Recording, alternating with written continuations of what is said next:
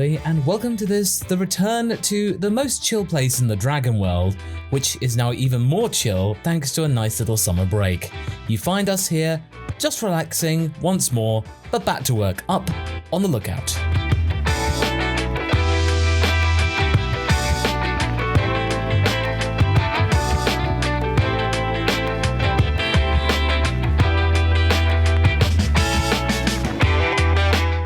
Up on the Lookout is a Dragon Ball podcast with a difference. We're not trying to be thoroughly intense and doing tons and tons of research to try and be correct all the time. We fully admit that sometimes we are wrong, and sometimes we actually enjoy being wrong because that means we learn new things. I myself have learnt today that I am actually still Masako X, and I am also joined by my sidekick Havarok. I am the terror that flaps in the night. Oh, it's been a long time since I've heard that one. No, actually, seriously, it's been a long time since I heard that quote. Actually, it got cancelled in Poland after 5 episodes because at the time of our childhood, people thought it's too violent for a Disney cartoon, so we didn't get a full season. Standards and practices in Poland, they were getting dangerous. Today, we return from our sort of 3 or 4 week break. Our last episode was for the previous Super review, and we remember that one being quite divisive at the very least, and starting to really kind of affirm Havarok's theory of one not so good chapter, and then the other one, hopefully, is a better chapter, and the cycle repeats. Before we get into the Chapter 63 review, I would just like to thank everyone for your continued support. And if you wish to support The Lookout, you can go to masako.cc/lookout and become either a patron on patreon.com/MasakoX with the Caretaker Lookout tier, or you can become a member on YouTube and become the Caretaker of The Lookout there. Everything is really, really appreciated to help with the server costs, and also rate and review where you can. But with that, let's get started.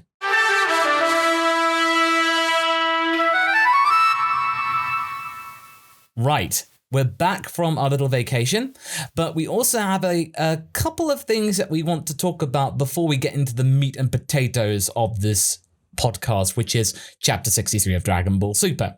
Now, as you may know from our main channel, we are very much champions of the good boy Raditz, and that's no stranger there. In fact, it was actually really interesting because I've been going through with my nephews. They're starting to watch Dragon Ball for the first time, properly. While we were on holiday, my older nephew was actually looking at a couple of episodes of Dragon Ball Super. One of the episodes being when Vegeta's teaching Kaba. So he got the idea, and he actually is a Vegeta fan now. Yeah. No. I was totally okay with it. Not salty in the least. No, certainly not. So why would I be? Shut up. But essentially we were going through Dragon Ball Kai. So we did the entire Saiyan saga, and it was really, really interesting, and going through the Raditz episodes, and it just made me think, now surely Raditz is going to be in Fighters sooner or later, and we got another character introduced. I think there's only 1 or 2 more left in the season. 2 more, and then I think that's it, is it? And the next character to be introduced is Master Roshi. With Master Roshi, I've not really had a chance to look at the movesets properly, but obviously it has his full repertoire. But it still makes me think, oh man, really? It's a bit disappointing that Raditz has still been snubbed. I mean, at the same time though, it seems like they're going with the Super era Roshi, which means in theory he has been training. Goku said so therefore it's official. It just seems like, okay, I think this could be somewhat interesting, because you know that his ultimate attack will be the full power Kamehameha. He has Mafuba, that's also one of those, so it's really interesting. What I must say, right, I know, like, we all are salty because Raditz is not in, but I'm kind of happy that they collected all the humans, except Mr. Satan, but I'm one of those people that don't want Mr. Satan in. I'm sorry. Yeah, I mean, to be fair, it's cute in Xenoverse, but in Xenoverse there's like dozens and dozens of characters, but for Fighters, I think they've always said that, there aren't going to be any fluff characters in Fighters. There's always going to be characters which you can actually use and are different. And while there's a lot of things about Roshi that didn't age particularly well. I always think that Roshi is very entertaining to watch as a proper fighter. I'm kind of happy that he's in. I'm baffled that they aren't adding alternative costumes. His classic shell look.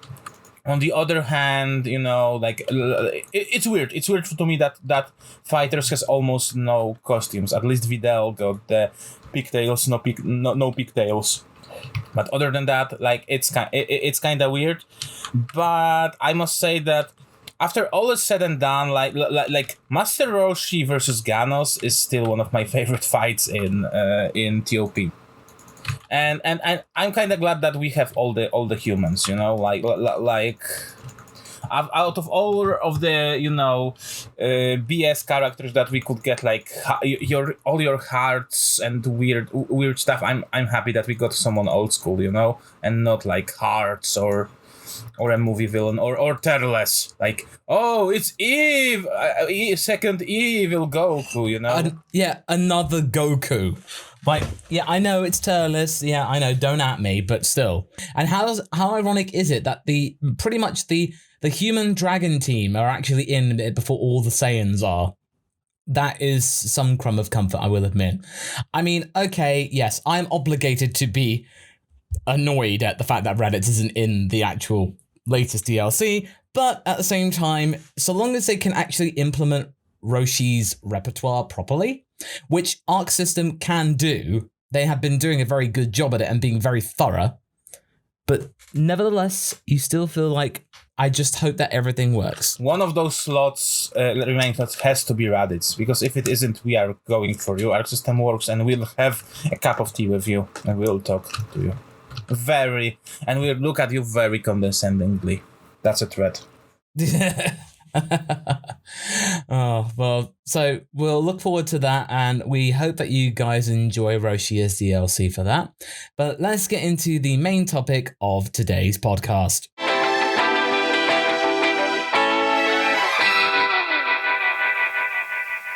Okay, chapter 63. In short, I would say that your theory does hold up, Have. It was actually a very interesting chapter, and once again, as I say in my main review, what you say is correct. It feels like Toyotaro is boarding the anime episode and basically telling Toei, this is how you do it. I have some issues with that, but it did none of those issues made me angry, like with some of the other chapters, right off the bat, I think that the whole friendship between Goku and Merus was shoehorned pretty badly. Oh, look, now they are besties because they trained together for some time and they had shared those tender moments. Yeah. On the other hand, people like, oh, this is aping Android 16. I mean, is every character sacrificing themselves aping 16? It's hard to do something original with the story in that regard, I actually don't feel that way. I just felt that the friendship between Goku and Merus has been pretty shoehorned, to be honest. Yeah, well, I feel like maybe Toyotaro is paving the way for it if there is an anime adaptation of this arc, for there to be a bit more put in. Like training with Merus and Goku, you may have an episode in there where they're actually hanging out and you see like that scene where Goku and Merus are chatting and stuff. You may see it actually, and you may see, Merus learning more about mortals and stuff like that. So I definitely feel like there is potential for the anime to be better than the manga here in this sense, but right now, it did seem a little weird. I mean, I knew that Merus found Goku interesting, like different, but at the same time, you feel like, oh, okay, well, you're certainly giving us the feels right now, but it feels a bit like I know that this is meant to be the feels part rather than, oh god, this is really, really making me emotional. So I only know how to feel because I know what it is. And you feel like, oh, okay, this is the feel scene. Gotcha. But okay, it's all very well and good. I will say though, it was necessary. And this is something I absolutely appreciate about this moment. When Merus goes Kaputski, this is the moment when Goku has to face consequences, because the TOP was meant to be him facing his consequences, but he got away with it. This time, he isn't going to get away with it. There is not a Super Dragon Ball in Hiffle that is going to bring Merus back, nor would the GP allow it. Yeah, because the GP wouldn't understand it. It's like, why would you want to bring someone who's broken our sacred rules back? You know, Goku, this is it. Goku basically was not strong enough to ensure that Merus didn't have to resort to his angelic powers. Especially, and that's very interesting. It's not like GP went on and erased him, but it seems that that's how the rules work. It's like the universe itself erased him, which is very interesting, something that we will explore in a future discussion for sure. It's not like that if it wasn't framed like Zeno or GP erased him. No. It's like the very universe. He defied the very universe itself, and the universe itself decided to, okay, you done your thing, bye. Yeah, no, true. And also, when you go back to Whis taking Merus away, that was not Whis being, angry or annoyed. That was him basically going like, little brother, because we now will definitely know for sure that Merus is Whis' little brother. I am taking you out of here before you make a mistake and you end up erasing yourself. I'm basically trying to save you. But we don't know that. We didn't know that at the time. When you go back to it, you go like, oh, Whis was actually being a good big brother and stopping Merus from using all of his power. I mean, Merus probably knew all along. The moment that he got taken away by Whis, it's like, I'm going to probably have to die in order to atone for my mistake of letting Moro out. And one important thing, people are thinking that they reverted, Whis and Beerus to their... pre-TOP personalities, but they are massive sundering there. It's like they are saying, yeah, we are only for food, right? We are here only for food. We don't care for those guys. Yeah, we don't care. It's like they are reassuring themselves that they don't care, because those beings don't, they are not emotional by nature. They shouldn't show their emotions. We know that they can be emotional, and even that Whis' line, he was an awkward little brother. It's his way of expressing sadness, in my opinion. But, they are neutral. They are beings that live for billions of years. They won't go into tears straight away. No, absolutely. I mean, and also it's probably something that they don't know how to process, because the erasure of an angel is probably something that never happens. The angels know that, if you go all out, and they've never needed to. If you go all out, you'll get erased. The universe will basically, the cosmos will go like, nope. So it is that. They've never needed to do it. So this is probably the first time in eons that an angel has willingly sacrificed themselves by flouting the rules. And it's just actually really good to see that, there is an angel that does have some level of compassion, and that angels are capable of it if they are in the right exposure to it. It can be done. It just takes a very long time. I really hope that there will be consequences for Whis and Beerus for that, because they totally let him do it. They knew that they have to allow him to do it, and that may pop up into become a storyline on its own. Yes, of course. This might be the leading up to the point of End of Z, because the Beerus and Whis are nowhere to be seen. And this might be the starting point with the GP basically saying, you're interacting with this group too much. You have to back off. If you keep on doing this, you're going to run the risk of being erased, or Beerus being replaced by somebody. Maybe they will retire, or I'm starting to think longer and longer that they may point that Whis may someday found himself in the same situation as Merus did. I mean, technically, Merus is interfering already quite a few times with with checking on Broly, or with the whole time reverting thing. But I think that the universal angels are allowed to do something more. Also, have you noticed how Whis put Beerus in his place? He's like, don't forget, Lord Beerus, I'm not under your direct command. Oh, yes, of course. I mean, that's the thing that Beerus tends to forget a lot, that Whis is not his like assistant. He is there in place to assist Beerus, but not basically do everything for him. And I think we sometimes forget about that too, is that they're not a buddy act. It's just Whis is there to then just to monitor the current god of destruction.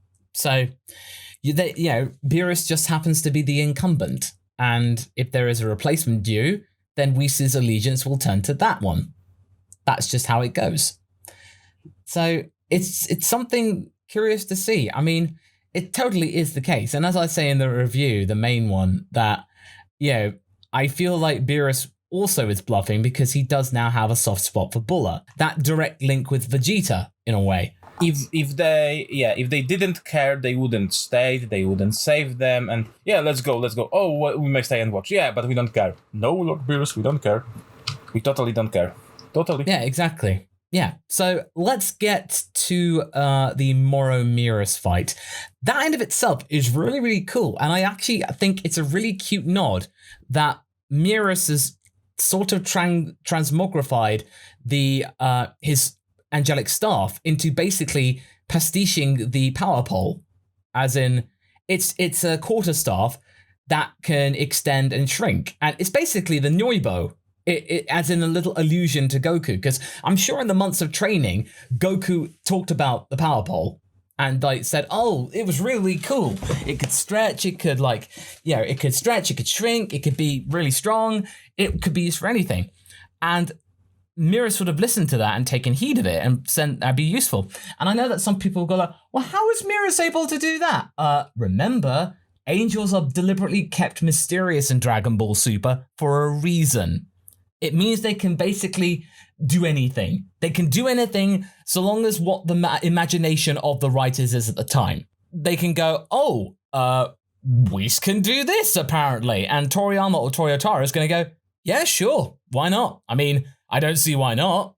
Honestly, yeah, and as much, as they can do anything, we got a very hard set rule of limitations. I really hope that they won't be abused, because that's something really cool. Yeah, angels are very powerful, but they have hard set of rules that they have to, that they have to use, because otherwise they will be, destroyed. And apparently some of the angles are not traced by any means, but inspired by some of the Naruto manga chapters. But if you don't know that, some of the angles are more creative, but there is a lot of inspiration. I have the feeling like we've been talking a lot about Toyotaro's problems, that sadly Toyotaro's biggest issue is that he never grew past being a fan manga artist, kind of, Yes, I know what you mean. And it's a case of if you're a fan manga artist, you basically have no editors keeping you in chat going, "What are you doing? That's ridiculous," or "Oh, that's boring." He had no one to check him other than the people in the comments, and Toyotaro could choose not to listen to them. But with an editor, it's much more difficult. I mean, Toriyama gets away with it because he's Toriyama.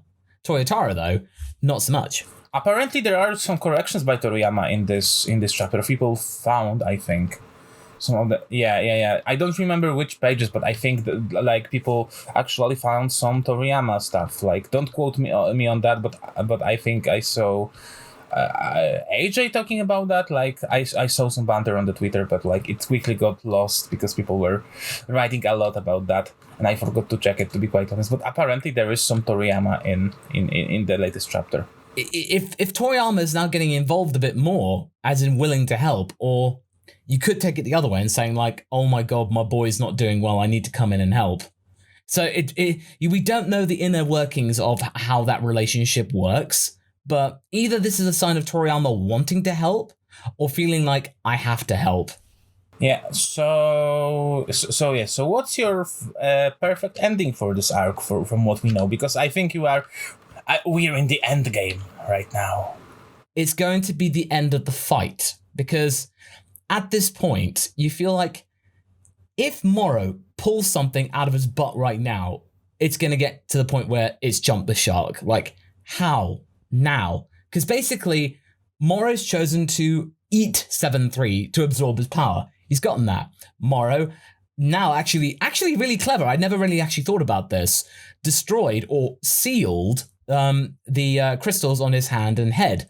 Basically, at first, meaning that he couldn't absorb any more powers, then to the point where the powers that he already had were no longer available. All he had was just what he's got. And basically, Moro is now carrying dead weight. The fusion with 7-3 is like pointless because the majority of 7-3's power was exacerbated by him absorbing other fighters and other people. So now that Moro doesn't have the ability to use Piccolo's powers, he liked to use Piccolo's powers a lot, actually, if you noticed. Like most of the time, I think he never used Vegeta's powers more than once, just to prove that he had them. But other than that, he mainly relies on Piccolo's stuff, which goes to show how useful Piccolo's stuff is. Maybe give Piccolo some more stuff to do and some Namekians to absorb. It's not like they are not there, Toyotaro. I get the feeling, because, hey, Toriyama's not going to say no. He loves Piccolo, doesn't he? I mean, if Toyotaro tells Toriyama and then Piccolo does this and Moro uses Piccolo's powers, Toriyama's going to go, yeah, I like that. That's cool. I like him. So Toriyama's not going to say no. And who's going to say no to Toriyama? I do appreciate that little tidbit, actually. It's actually really good. I would say the combat is actually really good. Nice bit of acrobatics there. Nice kind of like close quarter combat with some melee weapons, as well as the fact that now, actually, I've noticed, Moro is actually kind of enjoying in the fight. For the first time in the entire arc, he's actually getting into it, wouldn't you say? Yeah, and also I think we can put it to rest that Moro was a God, finally. Isn't it the fact that he had no idea that Merus is an angel? Because if he was a God in the past, he would have known exactly. He would have gone like, oh, you're hiding your power, so you're an angel then. So, or like he would immediately have clocked it. But he's like, are you some kind of deity or something? Like, he has no idea. He at least knows about deities or stuff like that. Like he's quite knowledgeable, but he doesn't know about angels. Yeah, he's never worked with an angel, let's just say that. Yeah. So I would definitely say that. And that was interesting too, because it just shows, and it does dispel a lot of theories that, yeah, again, we have a fan theories video coming up on the channel sometime soon. This could be something we talk about in a future video in a bit more detail. So certainly look out for that one and for the video in the next week or two, definitely. But I did appreciate the fact that with Beerus and Whis, they left the scene, because immediately I did think, oh no, are they actually going to then just kick Moro to the curb? No, thankfully, they moved away. And it was cool that Dende got to do something, and Dende was actually proving that he had guts. And I love the fact that Gohan was like, no, don't heal me, heal the others first. And it's like, okay, Gohan, this means you're not going to do anything anymore. Okay, right, fine. And also, it's the fact that Goku doesn't wait for Vegeta. Like, he's like, I'm going in, I have to go in. So, because obviously he knows that if Merus fights, then it could be bad. So, at the moment, Piccolo is currently being healed right now. And also a nice little tidbit that with Dende's healing ability, yeah, he's now stronger because he's become the Guardian of Earth, but the stronger their person they're trying to heal is, the longer it takes. Makes sense. I mean, it adds a little bit more tension in there. Doesn't necessarily mean that he can't just immediately heal everyone within seconds. It'll take a few minutes, but now they have the time to do it. Also, have you noticed, like, again, I wonder if Jacko will be affected by Merus' death more, because he seems to be right away. Is it possible that we're gonna have Jacko, like, getting his act together a little bit more in the future?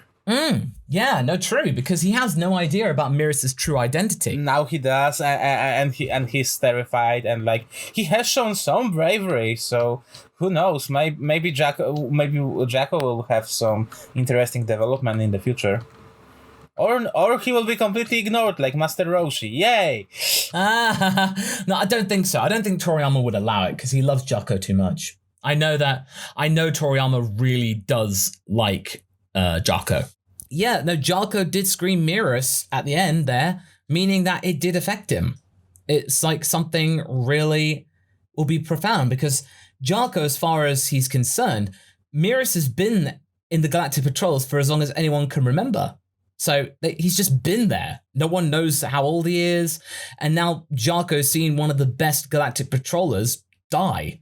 And he has no clue about what it is. Like, he keeps going like, why is he disappearing? Or why is he so strong? Like, you know, he has no clue. And I'm pretty sure he'll find out. And it's like, oh my god, I've been talking smack in front of an angel. Oh no, does this mean I'm going to go to hell? Oh no!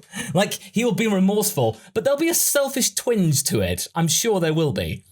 Like, he will change his tune, but basically it's like, oh no, I don't want to go to hell. I'm sorry. Like, it's not entirely selfless, but it's a step in the right direction, wouldn't you say? Yeah, agreed. What did you think of the whole thing with Moro's crystals being a weakness? Did you see that coming, or was that new to you? I think that's really interesting because it was in the plain sight, and it's one of the very few moments when the villain's actual, you know, features are being addressed in any way, you know, and being an actual thing and not a design choice, which is a nice change of pace, I must say. Well, actually, now you look at it, the placements actually make a whole lot of sense, because with the hand crystals, you need those to absorb the power, right? Much like with the little semi-spheres that you get on androids 19 and 20 to absorb power. It's just on a more magical level. And then the head crystal is a window into the mind, as in like what powers are being used at the time. So yeah, they look a bit weird, but they do serve a purpose. They are practical. So as you say, you're absolutely correct. But now, with Moro's biggest feature now in Moro 7.3 being completely gone, it can't be used anymore. He can't fix it because he doesn't have regeneration anymore. I personally feel like now this is going to be, hopefully, Vegeta and Piccolo coming in to assist Goku in finishing off Moro. I feel like that would be the case. Like, you know, Goku's going to get mastered Ultra Instinct. I think that's pretty much self-assured. He will be tanking Moro, essentially. Yeah, he'll be tanking Moro, and Piccolo and Vegeta will get in the assist. Like, Vegeta with the Force Spirit Fission, trying to, like, weaken him down a bit, trying to ensure that it's a level playing field. Piccolo in there to kind of, like, just keep him in check or, like, keep Moro in place. You know what? I wouldn't be surprised if he basically does a full Nelson on Moro at one point and basically said, Goku, do it now! Like, if there's a parallel... Because Toyotaro is all about the fan callbacks. I wouldn't be surprised if we get Piccolo doing a full Nelson keeping Moro in place. If that happens, I will be very like, oh, okay, I see what you're doing. This is basically bait. Or we'll have, you know, a team Ki Blast like with Anilaza. Again, we still have Krillin there for some reason. That would be ultimate troll if Krillin saved the day somehow.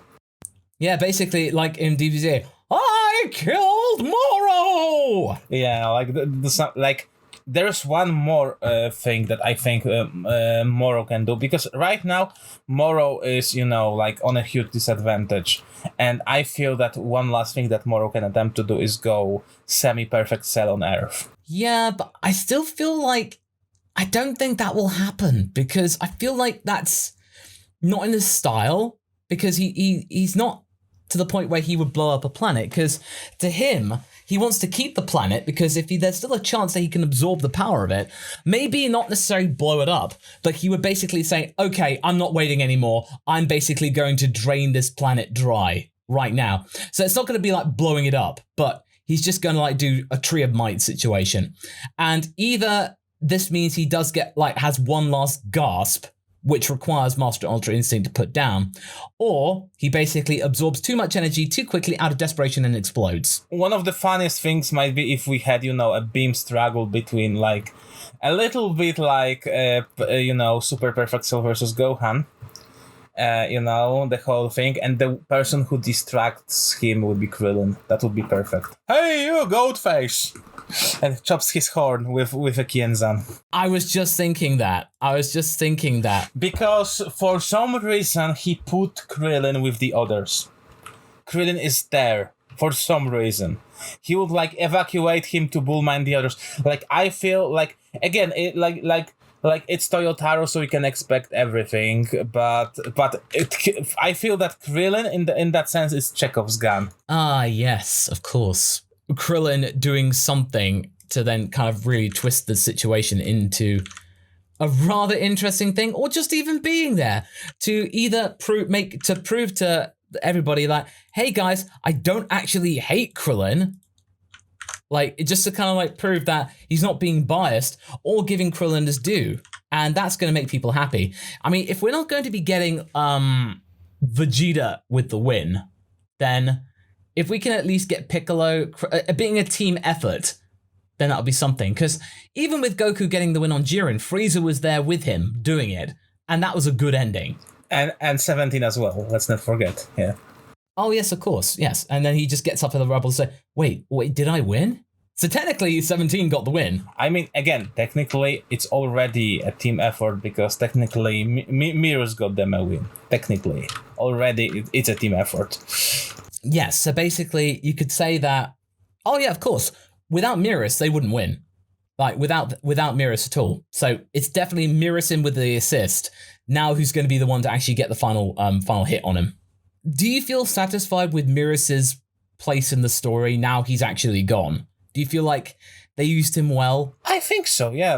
I still hope that his death will lead to future events, and we will allow us to explore, some of the angel mythos further. Like maybe it will create a rift between the divine creatures and Goku. Goku will think, hey, it's kind of unfair. It can lead to nothing. It can lead to many interesting things. As if they want to keep up the continuity in this case, that would be really, really cool. This could be another side thing for the end of Z. Goku is I've had enough of this. How can you be so heartless for what is your little brother? And Whis would just be I don't know what to say to that.